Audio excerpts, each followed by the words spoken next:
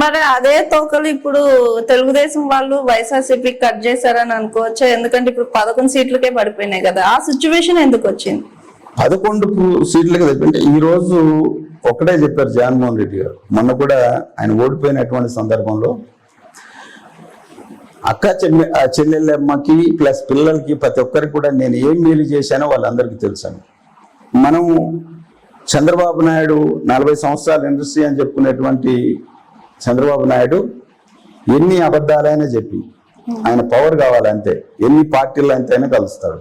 అందరినీ కలిపి కలిబొల్లి మాటలు చెప్పడంలో దిట్ట చంద్రబాబు నాయుడు. ఎవరినైనా మోసం చేయగలరు.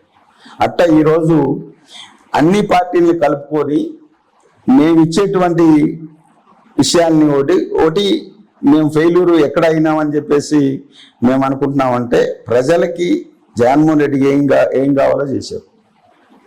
ప్రజలు ఆచరిస్తున్నటువంటి కార్యక్రమంలోనే ముందుకెళ్ళాం. చంద్రబాబు నాయుడు చేసేటువంటి జిమ్ముకులకి ప్రజలందరూ కూడా నమ్మాల్సింది వచ్చింది.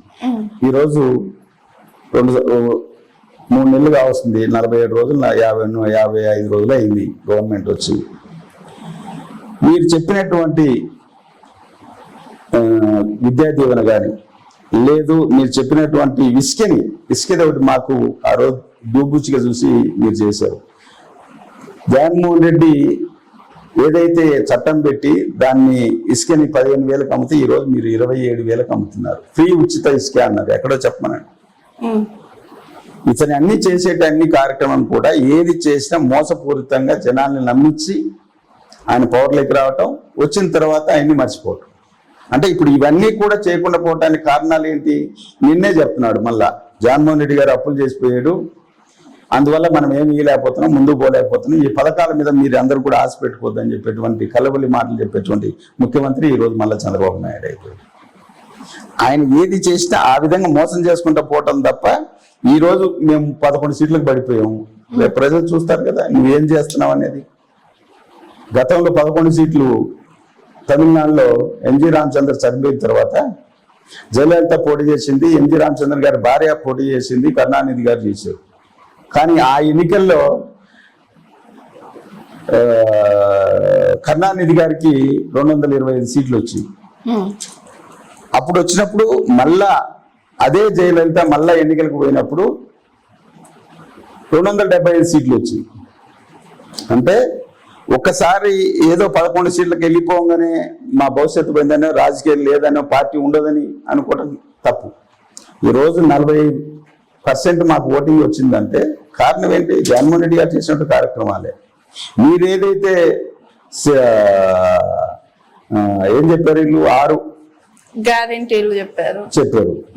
ఇప్పుడు అవన్నీ కూడా చేయలేని పరిస్థితి. ఇవన్నీ తప్పించుకోవటానికి ఈ రోజుకి చేసే కార్యక్రమం ఏంటి? చంద్రబాబు ఏదో వంక పెట్టుకొని బడ్జెట్లు అప్పులు చేశారని చెప్పేసో డబ్బు లేదని చెప్పేసో ఇట్లా మోసపూరితంగానే ముందుకు పోతా ఉంటారు. దానివల్ల ఒరిగింది ఏం లేదు. మళ్ళా పార్టీ జగన్మోహన్ రెడ్డి గారు ప్రజల్లోకి వెళ్తారు, ప్రజల్లోంచి మళ్ళీ ముందుకు వస్తాం, తప్పనిసరిగా మళ్ళీ మేము గెలుస్తాం.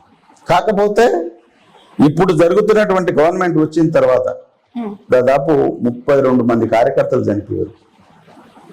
ఒక రెడ్ బుక్ చట్టాన్ని తెచ్చి లోకేష్ చంద్రబాబు నాయుడు దాన్ని అమలుపరిచి కార్యకర్తల్ని ఎక్కడైనా చూడండి మీరు, ఎవరైనా మాజీ ఎమ్మెల్యేలు కానీ మంత్రులు కానీ లేకపోతే తెలుగుదేశం నాయకులు కానీ చనిపోయారు.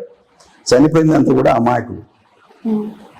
మీరు ఎందుకు ఆ విధంగా మీరు ఆ చట్టాన్ని మేము రెడ్ బుక్ చట్టాన్ని అమలు చేస్తామంటే రేపొద్దున ఇదే పోకడ మీరు పోతే రాబోయే భవిష్యత్తులో ఎంత అవమానకరంగా ఉంటుంది.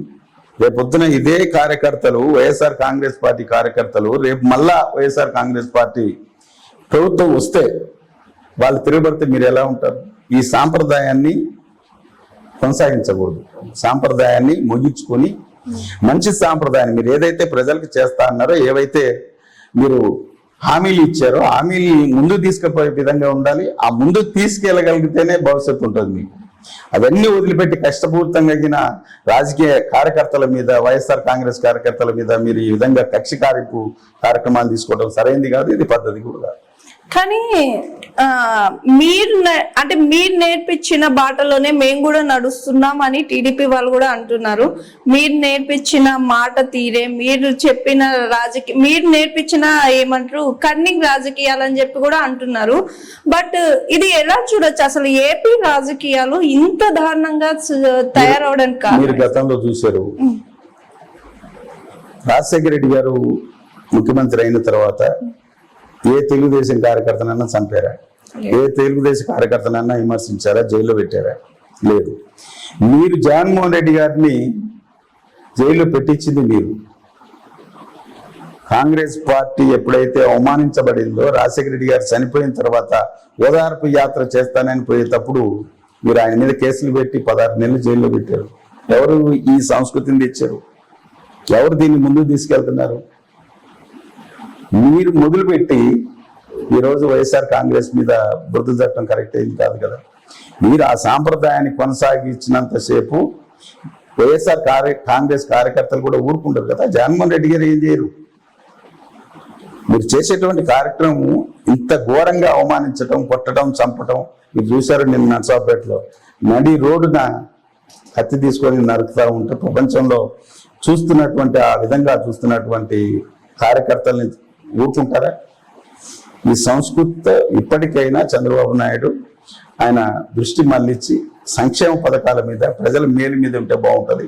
ఈ సంస్కృతి ఇంతతో ఫుల్ స్టాప్ పెడితే బాగుంటుంది. ఓకే సార్, అయితే వైఎస్ రాజశేఖర రెడ్డి గారు అంటే వైఎస్ఆర్సీపీ ఓడిపోవడానికి ప్రధానంగా రెండు అంటున్నారు సార్. ఒకటి, వైఎస్ జగన్మోహన్ రెడ్డి గారు సంక్షేమం మీద చూసారు కానీ ఏపీ అభివృద్ధి మీద దృష్టి పెట్టలేదు. ఒకటి.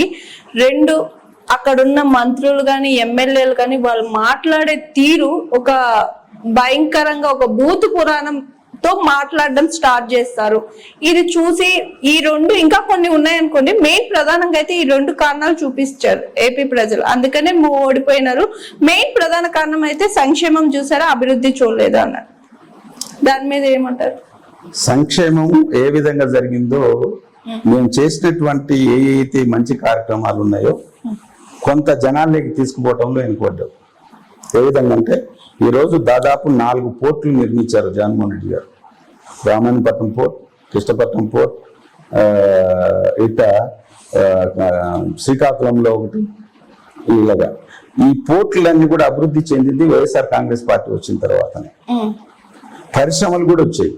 మీకు తెలుసు, విశాఖపట్నంలో ఆయన పారిశ్రామికవేత్తలతో మీటింగ్ పెడితే ఎప్పుడు ఏపీలో అడుగులు పెట్టినటువంటి టాటాలు, అంబానీలు వీళ్ళందరూ కూడా తీసుకొచ్చినటువంటి ఘనత కూడా వైఎస్ జగన్మోహన్ రెడ్డి గారు. మీరు విద్యలో నాడు నేడు తీసుకోండి. గతంలో ఉండే స్కూళ్ళల్లో ఎవరే కానీ పిల్లల్ని చేర్పించేవాళ్ళు కాదు.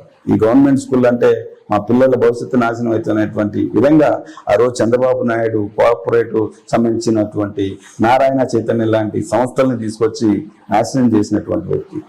ఆ విధంగా ఏదైతే విలేజ్ లో చదువుకుంటున్నారో పిల్లలు ఇబ్బంది పడకూడదని నాడు నేడు పేరుతో ఆ కాలేజీని తీర్చిదిద్ది ఇంగ్లీష్ మీడియాన్ని తెస్తే కూడా ఇంగ్లీష్ మీడియం పెట్టనీయకుండా చేసినటువంటి ఘనత కూడా చంద్రబాబు నాయుడు. ఇవన్నీ మేము చేసినటువంటి కార్యక్రమాలు మంచి కార్యక్రమాలే. మెడికల్ కాలేజీలు 15 తెచ్చాం. ఈ మెడికల్ కాలేజీలు ఇచ్చిన ఘనత ఈయనది. ఇవంతా అభివృద్ధి కదా, ఇవంతా ప్రజలకి తెలియదా? ప్రజలకి వారితో పాటు 36 లక్షల ఇండ్లు ఇచ్చారు, స్థలాలు ఇచ్చారు, ప్రతి ఆడపిల్ల మీద ఇచ్చారు. ఈ గతంలో చంద్రబాబు నాయుడు చేశాడా? ఎక్కడ అభివృద్ధి వెనకబడ్డాం మేము? ప్రజలకు సేవ చేయటంలో తప్పనిసరిగా ఉన్నాం. వారు ఏమంటారు ఎంతసేపు? ఇసుక, రోడ్లు వేయలేదు, యూనివర్సిటీ అంటే వాళ్ళకు ఉండేటువంటి మీడియా సంస్థలతో, మాకుండేది ఒక సాక్షి తప్ప ఇంకేం లేదు. వాళ్ళకు ఉండేటువంటి మీడియా సంస్థలతో అద్భుతాలన్నీ మేము కల్పితాలని చెప్పి చూపించేటువంటి ఘనత చంద్రబాబు నాయుడు. అతను గ్లోబల్ ప్రచారం చేయడంలో దిట్ట. గ్లోబల్ ప్రచారం చేసి ప్రజలను నమ్మించి మమ్మల్ని ఇచ్చేసాడు. దీంట్లో మేము ఏదైతే కార్యక్రమాలు చేశామో ప్రతిదీ కూడా పుట్టుకతో బిడ్డకి పోషకాల కానించి బిడ్డ 10వ తరగతి చదివేతో కూడా ఫ్రీ, వాళ్ళని చదివించినందుకు 15,000 రూపాయలు ఇచ్చాం. మళ్ళీ ఇంటర్మీడియట్కి వెళ్తే వాళ్ళు ఫీజు రిమినేషన్ ఇచ్చాం, ఇంటర్మీడియట్ హాస్టల్ ఫెసిలిటీ ఇచ్చాం, పీజీలకు, డాక్టర్లకు, వీళ్ళకి. విదేశీల్లో ఉండేటువంటి 250 టాప్ యూనివర్సిటీల్లో మన ఆంధ్రప్రదేశ్ ఏ విద్యార్థికైనా మెరిట్ వస్తే అది 90 లక్షల రూపాయలైనా కోటి అయినా కూడా ఫ్రీగా పంపించినటువంటి ఘనత జగన్మోహన్ రెడ్డి గారు. ఇవన్నీ కూడా చంద్రబాబు నాయుడు ఉన్నప్పుడు గతంలో ఎప్పుడు జరగల. ఇంత అభివృద్ధి చేసినటువంటిది కూడా కనిపించకుండా చేసినటువంటి ఘనత చంద్రబాబు నాయుడు. ఇవన్నీ కూడా ప్రజలు తీసుకున్నటువంటివే కదా. ఈ రోజు ఏం చెప్తున్నాడు, 3 సిలిండర్లు ఫ్రీ అన్నాడు. ఇప్పుడు దాన్ని చూపించి నిన్ననే అసెంబ్లీలో ఎవరైతే జనసేన నాయకుడు ఉన్నాడో మినిస్టర్ గారు, ఆయన చేతనే చెప్పించారు, మేము ఇప్పుడు ఫ్రీగా 3 సిలిండర్లు ఇచ్చేటువంటి స్థితిలో లేదు అని చెప్పేసి. వాళ్ళు చెప్పిన కార్యక్రమాలని ఏ విధంగా మోసపూరితంగా దాన్ని అణిచిపెట్టాలనేటువంటి ఆలోచనలో ఉన్నటువంటి వ్యక్తి చంద్రబాబు నాయుడు. చంద్రబాబు నాయుడు ప్రజల పట్ల కానీ లేకపోతే రాష్ట్ర అభివృద్ధి పట్ల కానీ ఎప్పుడూ చూసినటువంటి స్వతహాగా అతను సంపాదించుకొని వాళ్ళ మంత్రులు వాళ్ళు తినడానికి తప్ప ప్రథమ అభివృద్ధి చేసినటువంటి కార్యక్రమాలు ఎక్కడ. Hi, this is Swathi. Like చేయండి, షేర్ చేయండి, కమెంట్ చేయండి అండ్ సబ్స్క్రైబ్ చేయండి GRTV. Hi, this is Monica. Please like, share and subscribe GRTV.